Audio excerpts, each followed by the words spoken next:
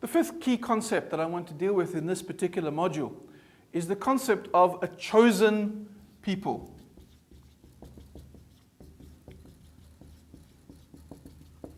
A chosen people. As I mentioned in the last video, what you need to see is that it's the covenants that lead the people to understand the concept of being a chosen people. They hear Abraham being told that God would bless him, and they receive that blessing. They get told by Moses that God is their God and they are his people. And so again, there's a sense of being the people of God, a sense of being chosen by God. I don't know about you, but when I was at school, I was a fairly lousy sportsman. And one of the things was, you remember that sometimes in physical education, they would line you all up, and then they would start choosing teams. And I was always one of the last ones to be chosen. And in fact, when I was chosen, I was always chosen with that look on the face of, I'll have Martin. Well, the thing is that the Jews never saw themselves that way. The Jews didn't see themselves as an afterthought of God. The Jews and the Israelites saw themselves as the first thought of God. They were the ones that God had chosen for his people. And in some ways, what they created was a certain arrogance. It's that arrogance that Jesus begins to attack in the New Testament. Because in the New Testament, when Jesus looks at them, he says, don't you think that in fact God could raise up children of Abraham out of these stones? Essentially what he does is he undermines their understanding of being chosen. Now why would he do that? Why would he undermine their concept of being chosen? Well, he doesn't.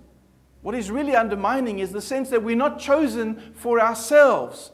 What in fact the people had forgotten was that they were the chosen people, but to do what?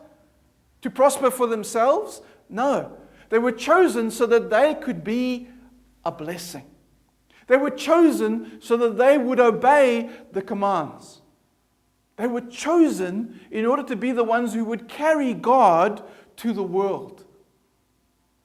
What we need to realize is that our concept of being chosen was never for ourselves. Unfortunately, evangelical Christianity began to make it all about us. It began to be all about, well, I'll accept Jesus so that I can go to heaven. And so the focus of evangelical Christianity became about heaven instead of the reason why we were chosen. We were chosen not in order that we might go to heaven. We were chosen so that we would be a blessing here on earth. However, you can understand that that sense of identity was the very thing that kept the Jewish people going, even after persecution upon persecution upon persecution, for not only the years of the Bible, but particularly the 2,000 years subsequent. What allowed the Jews to continue to survive and to thrive was the fact that they identified and knew themselves to be chosen people. I think we need to learn from that. I think we need to understand our sense of identity. But we also need to understand what Tanakh was trying to tell us about being chosen, is that we are not chosen for ourselves. We're chosen by God for others.